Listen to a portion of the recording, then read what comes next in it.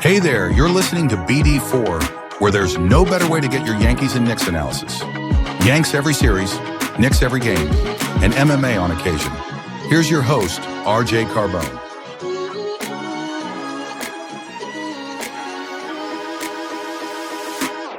And a high drive into left center field. Stanley's going to watch another one fly. Are you kidding me? DiVincenzo a three. Bang! Bang! Knicks take a Take this chance to apologize to absolutely nobody. At the wall. See ya! See ya! See ya! Mr. Nova. Anthony for three. Bang! That one goes down and the game is tied. Rose, you shook up the world again. I did it again. My God did it, man. I really just had Gonna have to. Brunson running away. Oh my! He has been the best player to put on that uniform. Ball game over. Yankees win. The Yankees win.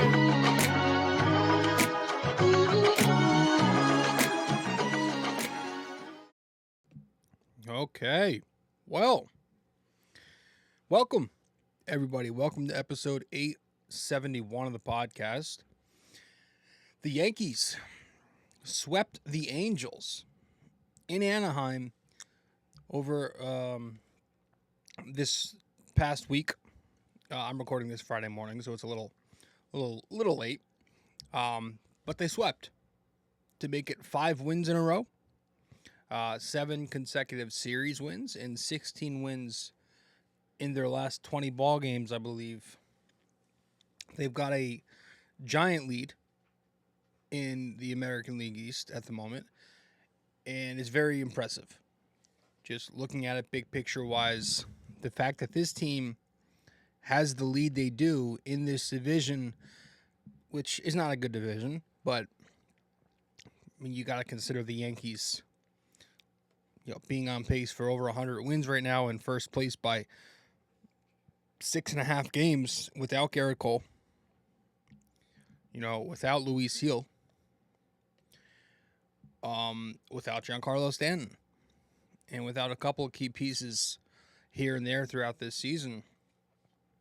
I don't think anybody would have expected them to get off to a start that was this good. After losing Juan Soto, the big thing was, how are you going to rebound, and what's plan B going to look like? Is plan B really going to work? Cody Bellinger, Max Fried, Paul Goldschmidt. Could you be getting any better production from those guys? They are 35-20, so they're 6.5 up over the Rays in first place. The Yankees are. They are 7.5 up over Toronto, and they're 9.5 up over the Boston Red Sox, who everybody picked to win this division for some reason. And Baltimore is irrelevant. Nobody cares. So, things just continue to go very well at the moment. And I think, again, there are going to be some downs and peaks and valleys, but I do truly believe this is a good team. And this is a team that's built to do, at the very least, what they did last year, and hopefully more. So let's talk about it. Let's get into this series. Let's do the usual. This series began on Monday, where the Yankees took a 5-1 victory over the Angels. You had Ryan Yarbrough facing off against the righty. I forget who his name was. I know his name, but I'm not going to say his name because I would mispronounce it. Starts with a cat. I have no idea how to pronounce this kid's name. Some Polish kid, maybe. But the Yankees go out there and they score 5 runs on 6 hits. No home runs, 1 extra base hit, 3 walks, 7 strikeouts, 2 for 9 in scoring position. They score 4 runs on the Angels starter in 6 2/3.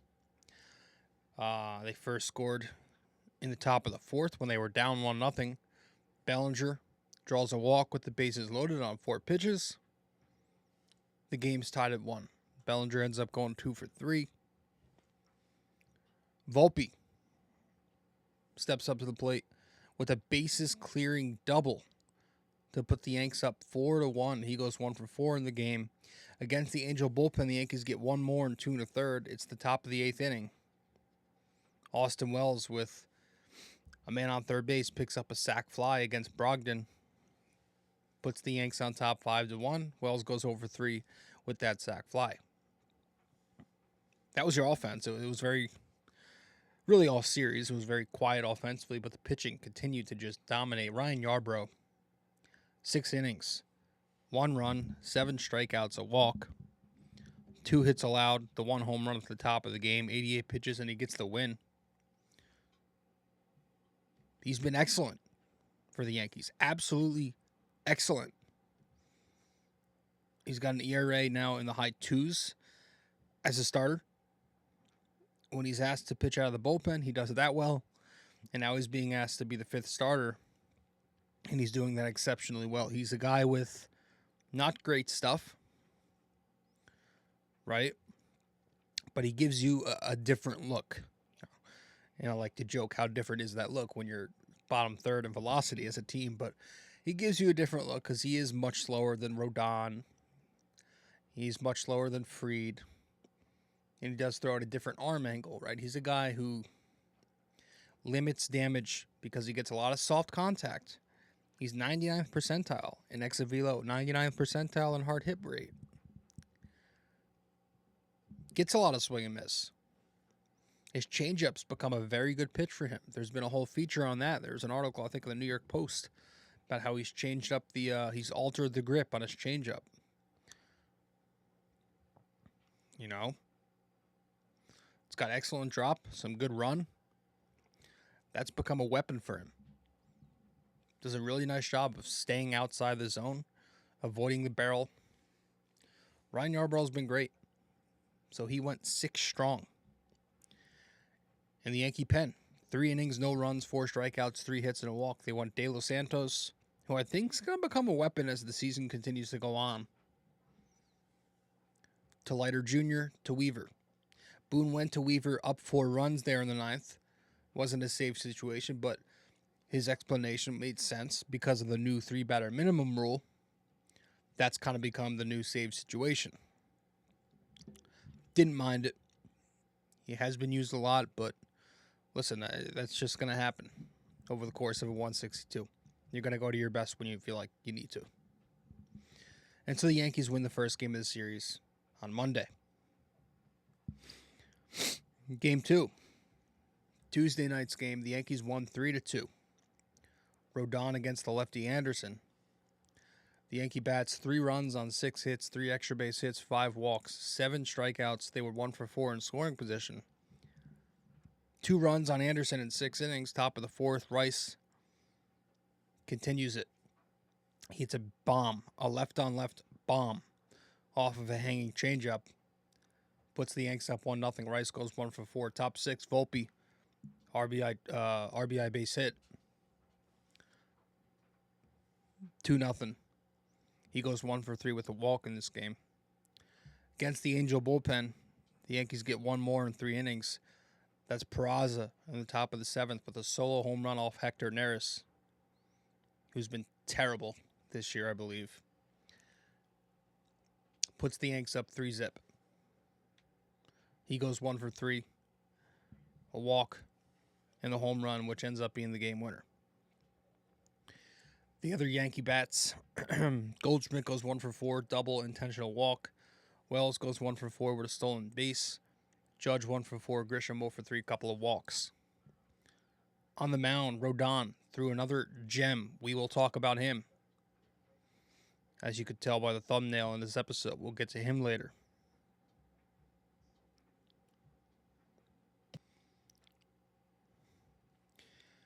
The Yankee pen, 2 innings.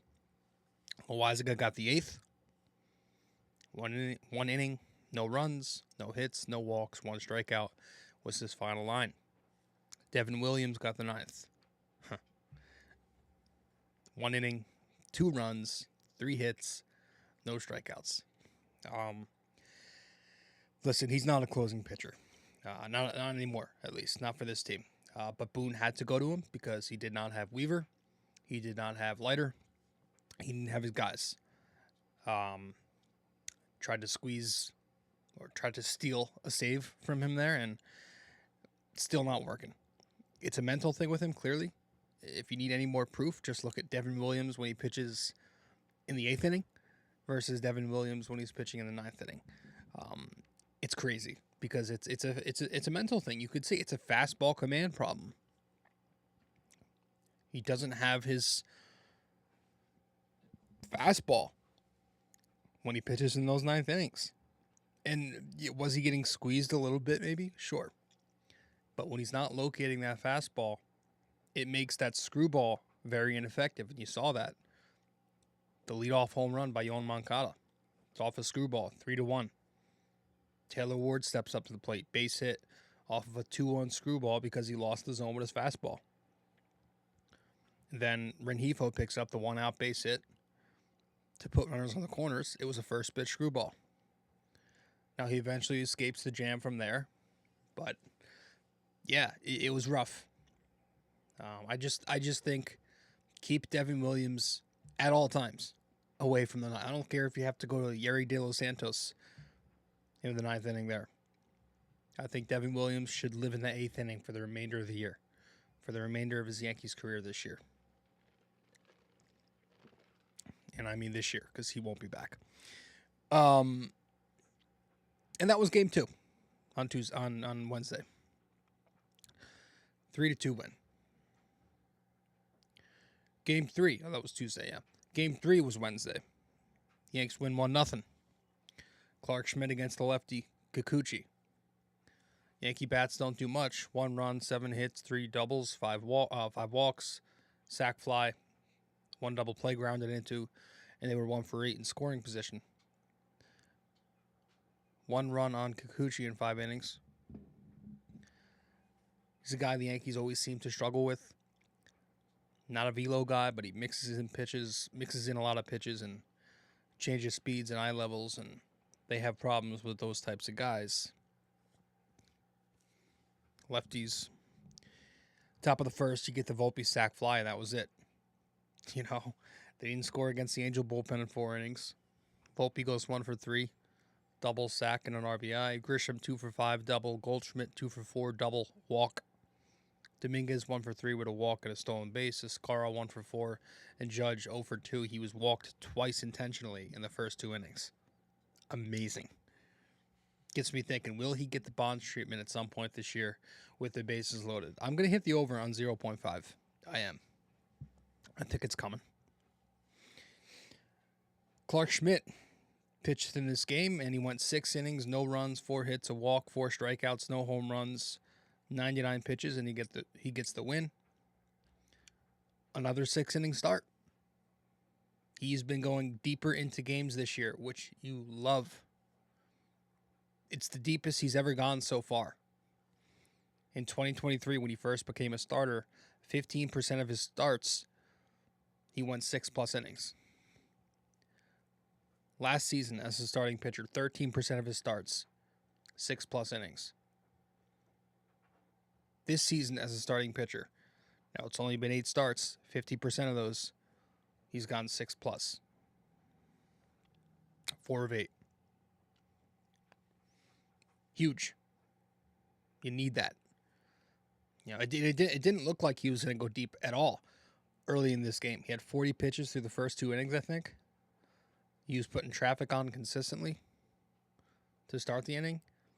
You know, that cutter still has problems finishing batters off. He's not really getting put away or whiffs with that cutter in 2 strike counts, but he eventually found it. Was really utilizing his off-speed well, and he retired 15 of 16 to end his night. The sweeper and the curveball were working exceptionally well in this game.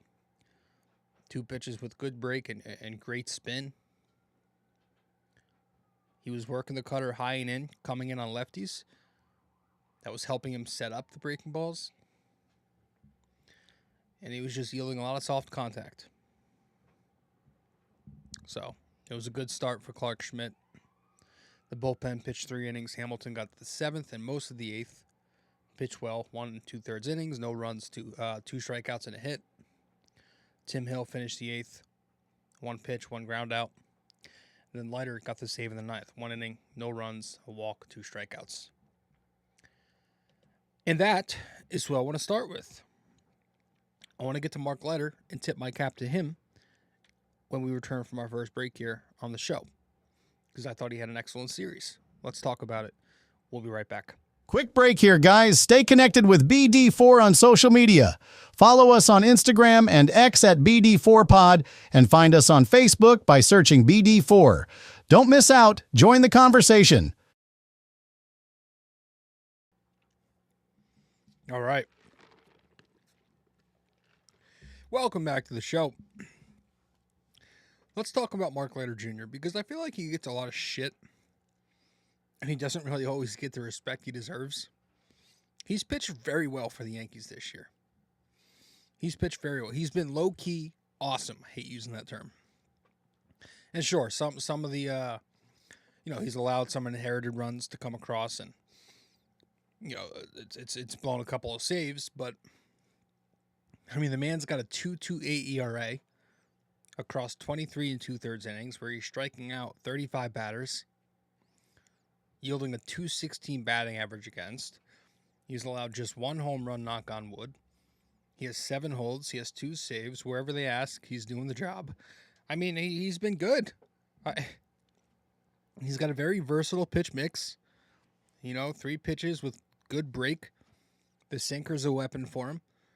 That's been a pitch that he's used more this year. He's kind of scrapped the four-seamer for more sinker. The velocity increase on that has been noticeable. It's about 3 miles an hour faster. He's been great using that pitch against right-handed batters. And the curveball and the splitter have become a great tunnel for him, using those pitches off each other. He gets a lot of whiffs. The curveball's become his tertiary pitch, but it's got good break. He likes to drop it in there for strike 1 a lot. And the splitter speaks for itself. It's a devastating pitch. And in this series, Mark Leiter Jr. goes 1 2/3 innings across 2 games.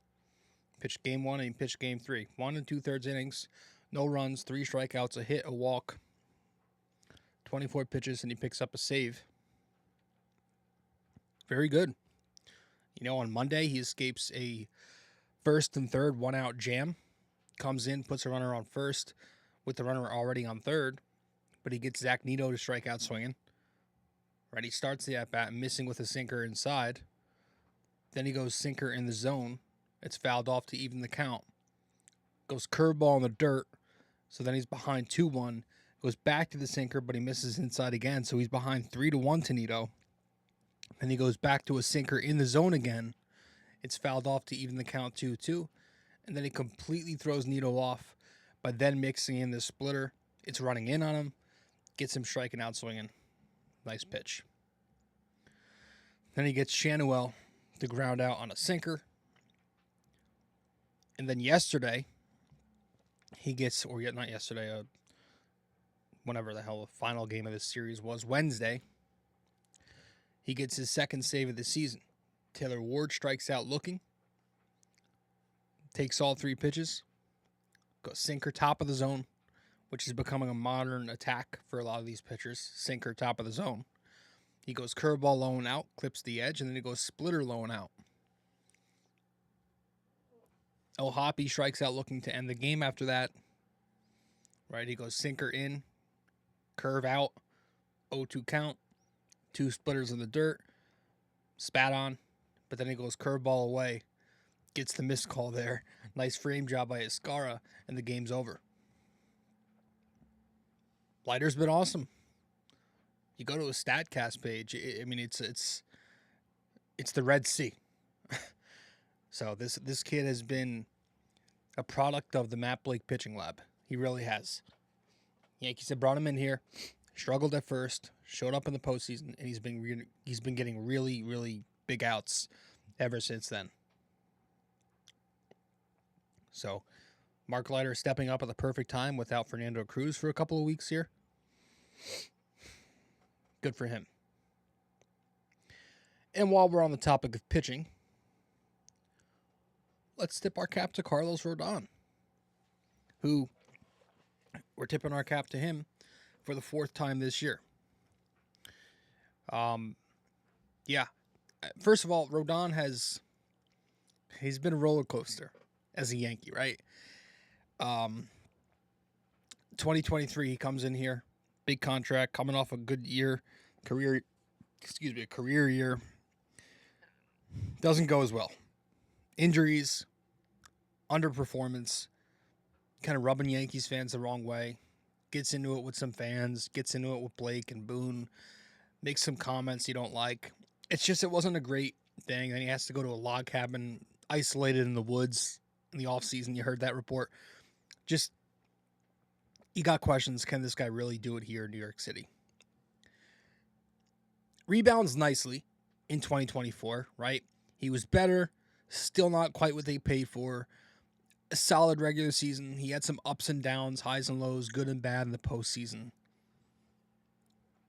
This year, and it's early, okay, it's what, a dozen starts? He looks like a new person. He looks like a better person, first of all. You know, and obviously that's a lot of the times that can be tied in with performance. But personally, I never had an issue with his persona. I like the fact that he wears his heart on his sleeve. But I think he's changed as a pitcher too.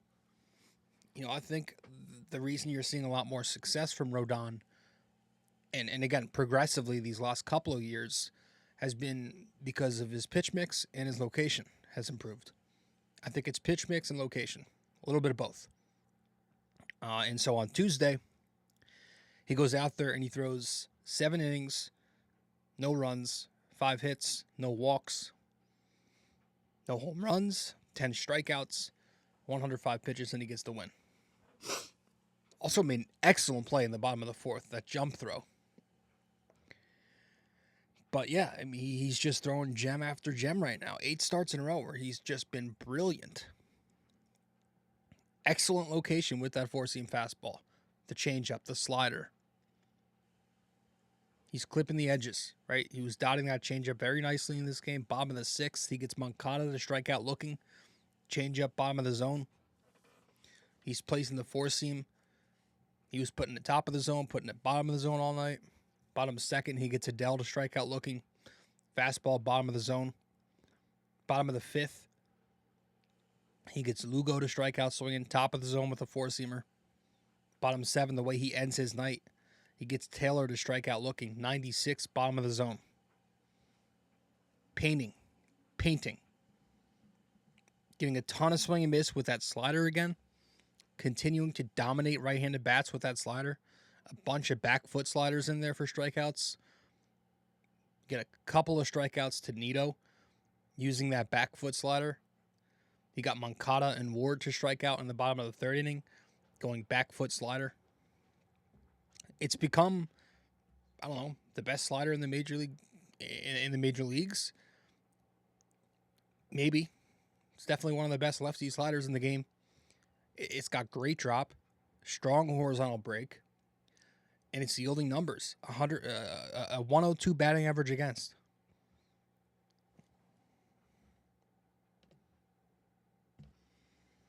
The slugging percentage is 184. The expected slugging on it is 261. 45% whiff rate. The spin rate on the slider is good. 2,600 spin rate. It's always been a great pitch for him, but it's become better this year. A lot better results-wise because he's locating the 4-seam and he's mixing in different pitches. And that makes his slider play up. And speaking of pitch mix, still keeping hitters honest with his sinker and his curveball, right? The sinker placement's been on point. Again, clipping the edges. You saw the 6th inning against the lefty Shanoel. He gets him striking out on a sinker, high and in. Freezes him. I love that he's added that pitch into his arsenal. It's like a different sinker. It's not a 2-seamer. It's a 1-seam grip that he uses on it. He talked about that at the beginning of the season in spring training. So last year he adds in the changeup. This year he's adding in the sinker. It's a nice pitch to tunnel off the slider. And he's dropping in those curveballs at the beginning of counts. Like, it's a get-me-over curveball just to show a different look, to change speeds, and to keep hitters guessing. So, the fact that he's become a 3-pitch pitcher to righties is a big deal for him now with that changeup. This season, righties against Rodon, just a .499 OPS. He's getting a lot of ground balls with that changeup. So he just continues to be exceptional for this team. And so on the season, Carlos Rodon here, 7-3 record, 2.60 ERA, a .94 whip, 90 strikeouts across 72 2/3 innings. Only 42 hits. His last 8 starts. A 1.27 ERA, 49 2/3 innings, 62 strikeouts, 28 hits allowed. Only 3 home runs and 14 walks during that span. That's usually an issue for him, those 2 stats. Oh my God. Sorry, I thought my tablet was about to crash here. Yeah, last year, 31 home runs allowed. And the majority of those homers were off the four-seam fastball. This year, he's locating the four-seam better, yielding less home runs with it, right? Putting it, you don't have to throw 98. You know, Rodon usually averages 95. If you're putting that in the right spots, that's enough. So, he's been great. Now, something to watch for. He's been pitching in cold weather a lot. So, you know, is that a reason for the home run dip off? Maybe. But I do think, again, I think location and pitch mix does deserve some credit too. So Carlos Rodon, tipping my cap to him for the 4th time this year. And let's go to the lineup, because I want to tip my cap to Anthony Volpe again. Anthony Volpe, 2nd time we're tipping our cap to him this year. First of all, he's finding his rhythm at shortstop again. There was a little bit of a rough stretch there where he was making some errors, trouble going to his left. But he's finding his rhythm at shortstop again, to where I think the defensive metrics are back up. He's been excellent on the bases all year long. But again, as we continue to point out, the offensive numbers look really solid. The RBIs, the doubles and the slugging, the walks and the on-base percentage, the OPS plus. He's mashing left-handed pitchers, which was a massive ask at the beginning of the season, with really only Judge and Goldschmidt as the reliable right-on-left threats. Who else was going to step up against lefties? Anthony Volpe is hitting .328 with a .525 against left-handed pitching. He's mashing fastballs despite the odd narrative from early in the year. Everyone was talking about how he can't hit fastballs. I know he misses a lot of fastballs in the zone, but at the end of the day, he is punishing fastballs regardless. He's batting .314 with a .557 slug and a .517 expected slug. He's got a 6 run value on fastballs. So I don't know why we continue to push this narrative that he can't hit fastballs. It's breaking and off speed that he struggles with. He's punishing fastballs. And you look at the numbers, like so far among American League shortstops, right? Where that's all you need for a silver slugger. He's 1st in RBIs, 2nd in walks, 2nd in extra base hits, 4th in OPS, 5th in WRC plus. So, you know, all the nonsense and all the talk about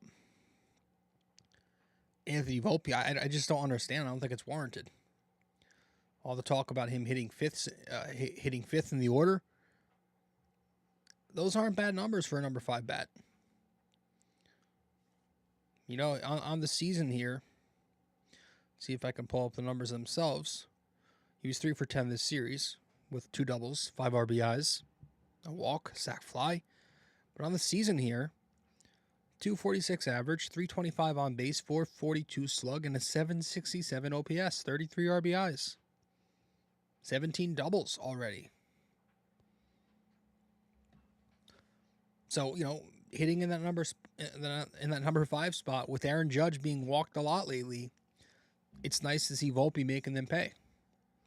That wasn't the case in that Subway Series, but like, okay, let that go. That's a while ago now. Like, he's had moments. Who cares? He's not chasing much at all this year. He's swinging the bat harder, and because of that, he's hitting it harder. And they're dropping. Can we just call a good season a good season? Like, I feel like every time I bring up Volpe to somebody, it's, yeah, he's swinging the bat well lately. Or it's like, well, he needs to keep doing it. Hey, how about just he's doing a great job this year? Can we say that? Are we allowed to say that? Is that not cool? Like, sure, some things we want perfected. There are moments where the at-bats are not high quality. There are moments where he makes lazy contact to the pull side. There are moments where he strikes out a lot, chasing breaking balls outside the zone and those fastballs in the zone. But oh my gosh, can we give credit when it's due if we are all going to do the exact opposite when he's not hitting? You know, the moment he stops hitting, people are going to jump on him for that. So when he is hitting, can we give him some kind of praise? The kid's having a good year so far. He spent just 2 games all year, just 2 games, where the OPS has dipped below the 7s. So he's been consistent. He's been hitting. He's been, like I said, he's been hitting lefties, and that's the thing. That's the thing the Yankees, coming into this season, weren't exactly great at. Now, I still have concerns about left-handed relief pitching, those lanes that you can create sometimes with as much lefties as the Yankees have, but for a team that struggled so much against southpaw pitching last year, entering Wednesday's game, they had a 150 WRC plus against lefties. Best in the majors by far. Volpe's numbers speak for themselves, but Bellinger, raking left on left this year, more of an open stance, that's helped him. He's pulling the ball in the air lately. It's what you want to see. Ben Rice, now he's not getting on base a ton against lefties, but he's slugging left on left a lot. And that was the big issue last year against the Yankees. They got on base against lefties, but they couldn't slug. Rice is slugging against lefties. Judge, I mean, he speaks for itself. He hits everybody. Goldschmidt. How about Paul Goldschmidt? We want to talk about hitting lefties. Goldschmidt for his career, 329, 1025 against lefties. Last season, 295, 838. Nice, right? This year, Paul Goldschmidt against left-handed pitching, 542 average and a 1571 OPS. So a 633 on base and a 938 slug. It's almost June. That's 60 plate appearances where he's just mashed lefty pitching. He's done an excellent job at leadoff against left-handed pitchers. He's become a $12 million steal for the Yankees. I joke a lot about he's like DJ LeMahieu from 2019. And, you know, my brother's always just like, well, he's just Paul Goldschmidt. You know, it's kind of true. You know, I thought he was done.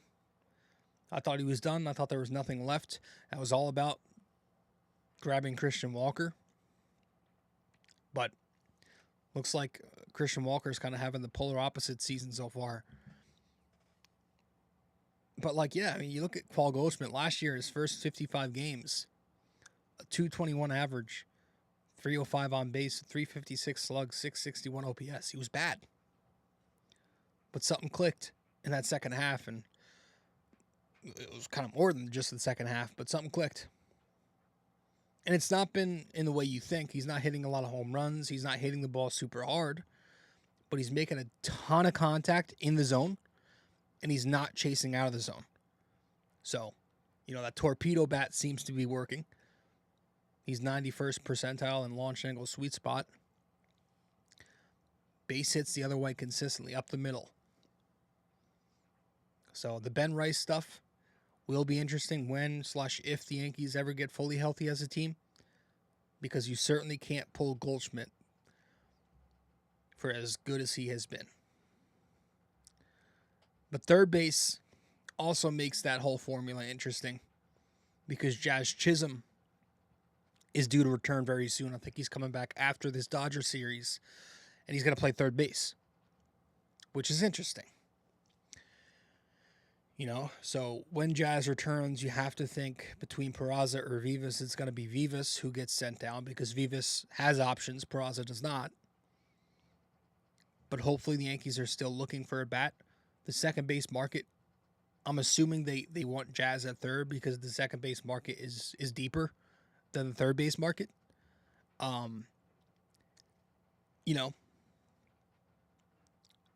would hope they keep Peraza on too. I don't need to see DJ LeMahieu get at bats. I think Peraza should be getting those reps. I don't know how often he's played second base, but he's got an excellent glove. He's got a good arm. Not that he needs it for second base. Great athleticism. And listen, he's got a quick bat. He gets the barrel on it. He pulls the ball in the air. Doesn't chase a ton. He's got 3 home runs, 5 doubles, 10 RBIs, and 89 plate appearances. You see sometimes why people want to stick with him. But at the same time, he's gotten a lot of reps, and he's not hit consistently enough. Sometimes the at-bats from Peraza are just putrid. So we'll see with this rotation in terms of the lineup. Ben Rice, with Grisham starting to cool off, hopefully that means more reps for Dominguez and Bellinger as regulars, and Stanton's due back maybe in July, maybe late June. So we'll see if they platoon him and Rice. But it's going to be a whole thing. But I do think the Yankees will figure it out. But with that said, we're going to wrap it up when we return from break here. So stay with us, and we'll be back in a sec. Love BD4 but don't have the time to sit down and watch? Don't forget to subscribe on Apple Podcasts and Spotify so you never miss an episode. And if you're enjoying the show, leave us a 5-star rating and a quick review. It helps us grow and keeps the conversation going. Want everything BD4 in one place? Head to our website at bd4blog.com. You'll find links to every podcast platform, social media, and even our blog, where we dive deeper into all things BD4. Check it out now and stay connected. Okay. Welcome back to the show. The Yanks sweep the Halos in Anaheim. But up next, they've got the Dodgers to wrap up this West Coast trip with 3 games at Dodger Stadium in a World Series rematch that's going to have a lot of hype to it. It's already had a lot of hype to it. Yanks coming in as, I like to think, a much better team than last year, or at least a better team than last year. I haven't looked at the pitching matchups yet, but I'm pretty sure it's Warren at some point in this series, and I think Fried is in this series. And then I'm hoping that Sunday, you have to think on Sunday in Game 3, the Yankees are going to go Rodon over Yarbrough because of the day off yesterday. But yeah, I'm excited for it. I do have to remind myself you can't care too much about this series because it's a regular season series in May and June, and it doesn't mean anything. It's all about how you build your roster. That's what wins in October. We're not going to be looking back at it and saying, well, the Yankees couldn't beat the Dodgers in late May, early June. But, for what it's worth, the Yankees do have the best record in the majors against teams above 500 at 21-13. Now, some of those teams are barely above 500, but they've had some impressive series wins against Seattle, against Cleveland. I think most impressive against the Mets and against the Padres. So let's make the Dodgers another impressive series win. 2 out of 3 would be a huge, huge series for the Yankees. Give them some bragging rights, and hopefully they get through it healthy and nobody runs into any concrete walls. Right? So, with that said, let's wrap it up here with our trivia, and that will be that.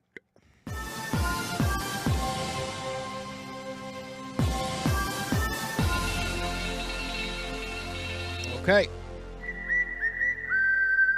So, in episode 871 here, that should say 871, our trivia question of the day. Which Yankees pitcher secured the win in Game 6 of the 2009 ALCS, clinching the series against the Angels?